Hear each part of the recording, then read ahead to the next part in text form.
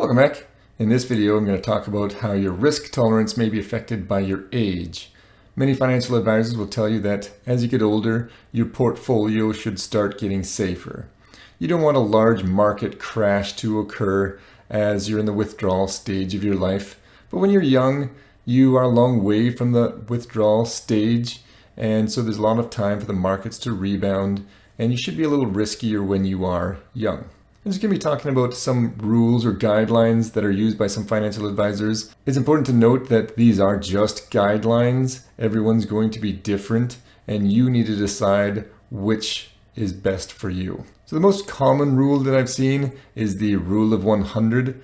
Basically, this rule states that the equity portion, the risky stuff, is your age subtracted from 100. So if you're a 20-year-old, 100 minus 20 is 80. So 80% of your portfolio should be allocated to your equity, and then 20% should be allocated to your bonds. But as you get older, and now you're 50 years old, 100 minus 50 is 50.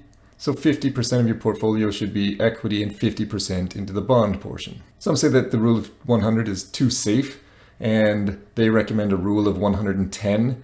So basically, same rules, but you just subtract your age from 110. So that 20-year-old would have 100 minus 20, so 90% of his portfolio would be in equity. And then as that person grows older to 50, 110 minus 50 would be 60. So that person would allocate 60% of the portfolio to equity and 40% to the bonds. And so you've got that balanced portfolio when you're 50 years old. I've even seen some people recommend the rule of 120 now rather than 110. But again, these are just guidelines. Reading Financial Samurai's blog, he talked about his ideal allocation as you age, and he used this table, and I really like this. You can see that anyone just starting out investing up to about 30, 35 years old should have their entire portfolio allocated to stocks, because again, the lowest returns after a 25-year period was about 8%. So a 30-year-old has a lot of time for the market to rebound. And then as you age, you can see once you get into your 50s, you've got that balanced portfolio. And then as you hit retirement in your 65s, then he recommends a 50-50 portfolio to try to keep it a little bit safer. Garth Turner on his greaterfool.ca blog, he and his team always recommend going 60-40, keeping a balanced portfolio throughout your life.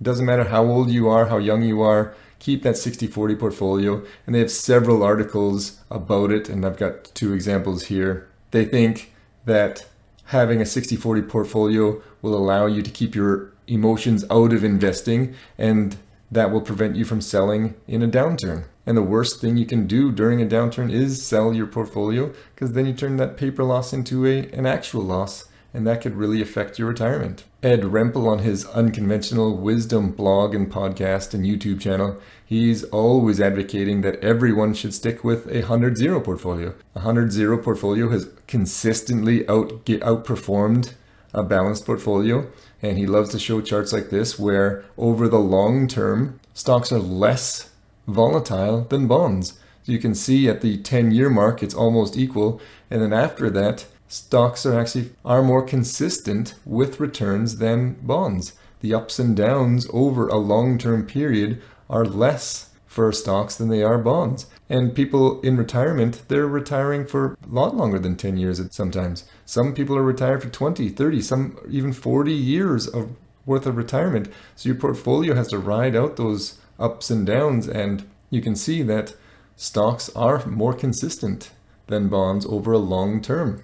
You do have to be a type of person that can ignore the ups and downs and maybe have some sort of variable rate withdrawal system. The downs in a 100-0 portfolio are going to be significantly larger than the downs in a balanced portfolio. So you have to be the type of person that can ride those out. So really what all these rules state is basically you should have your portfolio between a 60-40 balanced portfolio and a 100-0 portfolio throughout most of your life. Now that's nothing different than what I've been saying in some of my other videos.